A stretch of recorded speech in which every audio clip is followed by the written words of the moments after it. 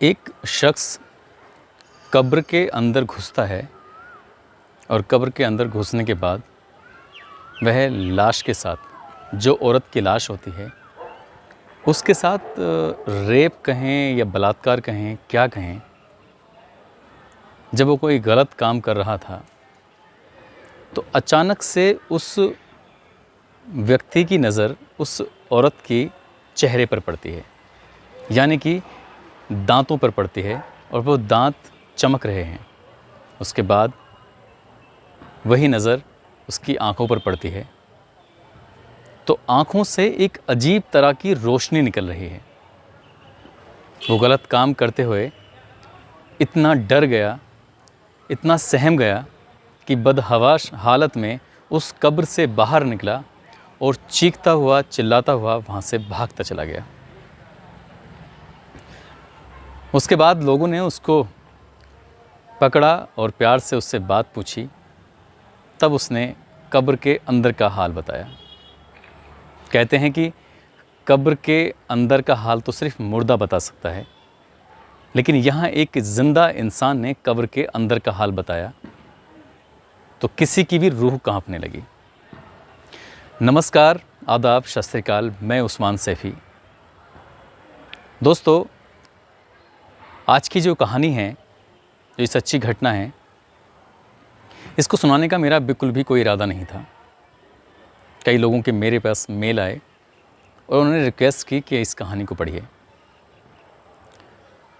जब मैं इस कहानी के बारे में रिसर्च कर रहा था, इंटरनेट पर कुछ पन्ने खंगाल रहा था, तो इससे जुड़ी जानकारियाँ ज़्यादा तो नहीं मिल पाईं, लेकिन ये भी जानकारी नहीं मिल पाई कि इस केस को 10 साल से ज़्यादा का टाइम बीत गया है, लेकिन इसके आरोपी को अभी तक क्या सज़ा मिली है या नहीं मिली है, पता नहीं चल पाया।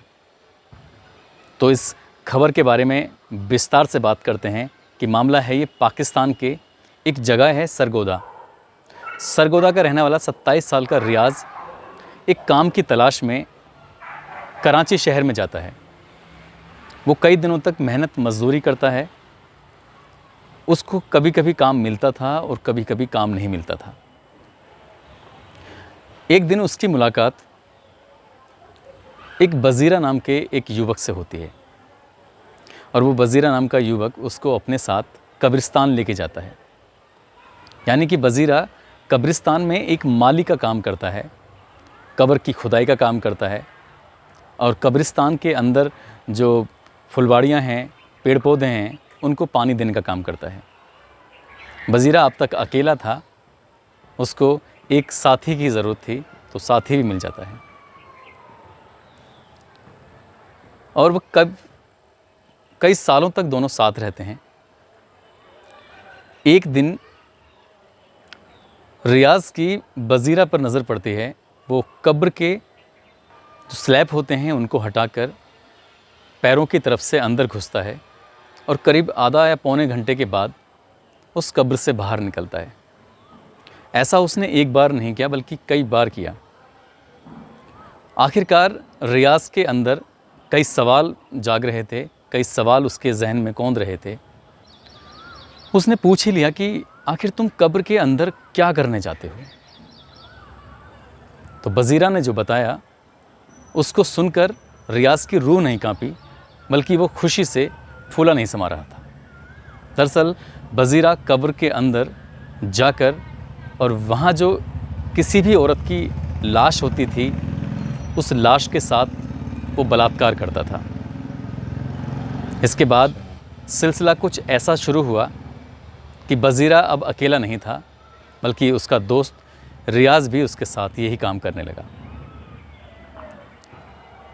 जब रियाज़ पकड़ा जाता है, पुलिस के पास होता है, तो वो कहता है कि बजीरा के साथ लगभग उसने 48 औरतों के साथ ये गलत काम किया है, ये दरिंदगी की है और ये अपनी हवस पूरी की है। लेकिन एक दिन बजीरा की मौत हो जाती है। बजीरा कुछ ड्रग्स लेता है, कुछ ऐसे धूम्रपान करता है जिससे क्या वो अक्सर बीमार रहता था। वो ज़हनी तौर पे भी बीमार था और शारीरिक रूप से भी बीमार था। और उसकी मौत हो जाती है। लेकिन मौत के बाद भी रियाज़ का ये सिलसिला ख़त्म नहीं होता है। वो पुलिस कस्टडी में खुद स्वीकार करता है, एक्सेप्ट करता है कि उसने उसके मरने के बाद भी कई औरतों के साथ, कई लड़कियों के साथ जो उनकी डेड बॉडी थी, उनकी लाश थी, उनसे हवस मिटाया करता था, बलात्कार करता था। ये बात है अक्टूबर 2011 की। रियाज़ ने एक कब्र का स्लैब हटाकर पैरों की तरफ से एंट्री की और उसके अंदर चला गया। और अंदर जाने के बाद उस लाश के साथ वो गलत काम कर ही रहा था कि उस लाश के दांतों से एक रोशनी निकली, उसकी फिर आँखों से रोशनी निकली, और उस रोशनी से वो इतना घबरा गया, इतना परेशान हो गया कि वहाँ से वो भाग रहा है। उसकी चीख पुकार सुनकर वहाँ आसपास के लोग जमा हो गए। लोगों ने जब सच्चाई, हकीकत जानी तो उस पर टूट पड़े। बात ही कुछ ऐसी थी कि किसी को भी इतना गुस्सा आ जाए कि उसकी जान लेने पर उतारू हो सकता है। आखिरकार कुछ लोगों ने उसको उन भीड़ से बचाया और उसकी लिंचिंग होते होते बची। आखिरकार पुलिस मौके पर पहुंची, उस आरोपी को गिरफ्तार किया और जब उससे पूछताछ की तो कई चौंकाने वाले खुलासे उसने किए।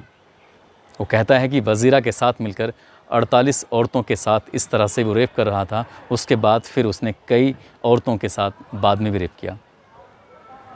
वो कहता है कि कराची में जब किसी औरत को दफन किया जाता है, उसे कब्र में लाया जाता है, तो उसकी ख़ास पहचान होती है, यानी कि उसकी कब्र पर एक ख़ास तरह का कपड़ा डाला जाता है जिससे ये मालूम हो जाता है कि ये औरत की लाश है। और जब जब औरत की लाश आती थी तब तब वो बहुत ज़्यादा खुश होते थे। और ख़ासकर असर की नमाज़ यानी कि शाम के 5 बजे के बाद जब भी कोई मुर्दा दफन होता था तो उस मुर्दे को देखकर उनकी खुशी का कोई ठिकाना नहीं रहता था। और जब उसके घर वाले, परिवार के लोग दरूद, फातिहा ये सब है, उसको पूरा करने के बाद जब वहाँ से जाया करते थे तब वो दोनों दोस्त मिलकर अपनी दरिंदगी पूरी करते थे। रियाज़ नाम के उस लड़के ने पुलिस की गिरफ्त में आने के बाद अपने गलती का एहसास किया, अपनी गलती की माफ़ी मांगी। लेकिन इतने बड़े गुनाह की शायद ही कोई गलती की सज़ा माफ़ हो। ज़िंदगी में तो कभी नहीं, मरने के बाद भी ऐसे शख्स को माफ़ नहीं किया जा सकता। मगर अफसोस की बात है कि इस घटना को 11 साल से ज़्यादा का समय बीत गया है, लेकिन उस शख्स को क्या सज़ा मिली है, क्या वो फांसी चढ़ाया गया है या नहीं चढ़ाया गया है, 10 साल बीतने के बाद भी इसका अभी तक खुलासा नहीं हो पाया है। जो भी इस घटना को सुनता है कि एक आदमी इतनी सारी, इतनी ज़्यादा औरतों के साथ कैसे ये सब कर सकता है। पुलिस की जांच में जब उसने एक टाइम पीरियड खोला, उसने तब से लेकर जब तक ये कब्रिस्तान में नौकरी की थी और इस दरमियान उसने इतनी औरतों के साथ ये गलत काम किया था, तो उस दौर में उन दिनों जितनी भी महिलाएं, जितनी भी लड़कियां दफन हुई थीं, उनके परिवार वालों की रूह कांप उठी थी।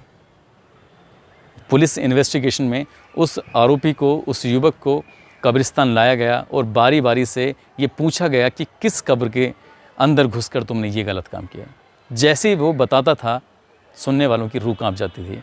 और जिनकी परिवार की लोगों की वो कब्रें थीं, महिलाओं की, लड़कियों की कब्र थीं, खासकर उनकी तो रूह कांप जाती थी। वो आज भी लोग सहम जाते हैं ये बात सुनकर। इस सच्ची घटना को सुनाने का मकसद किसी को परेशान करना नहीं, किसी को तकलीफ़ देना नहीं, बल्कि सचेत करना है। किसी भी इस तरह की घटना फिर से पुनरावृत्ति ना हो। हालांकि हिंदुस्तान में अभी तक ऐसी किसी भी घटना के बारे में सुनने को नहीं मिला है, लेकिन पाकिस्तान में शायद ये आम बात हो सकती है। आप सतर्क रहें, सचेत रहें, अपना ख्याल रखें, अपना परिवार का ख्याल रखें। जय हिंद, जय भारत।